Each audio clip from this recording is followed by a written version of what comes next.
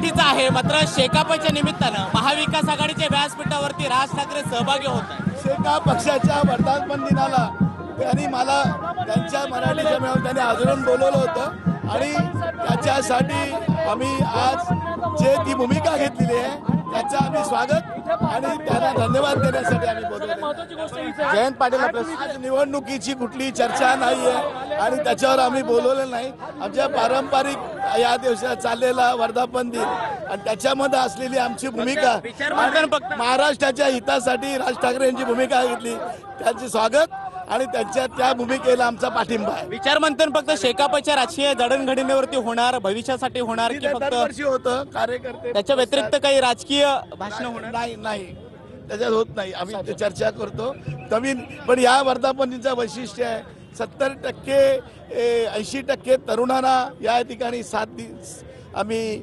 अधिकार सोपवलेले आहेत, त्यांना संघटनेमध्ये संपूर्ण अधिकार दिलेले आहेत आणि 20% महिलांना या ठिकाणी चिटणीस संघापासून आम्ही घेतलेला आहे। हे या वर्धापन दिनाचं वैशिष्ट्य आहे। जयंत पाटील आपल्यासोबत होते आणि राज ठाकरेंना बोलवण्याचं कारण हे की मराठीसाठी त्यांनी घेतलेली भूमिका ही कौतुकास्पद आहे आणि म्हणून या माध्यमातून त्यांना सोबत घेऊन येत्या काळात जाण्याचा विचार जो आहे तो आम्हाला आहे।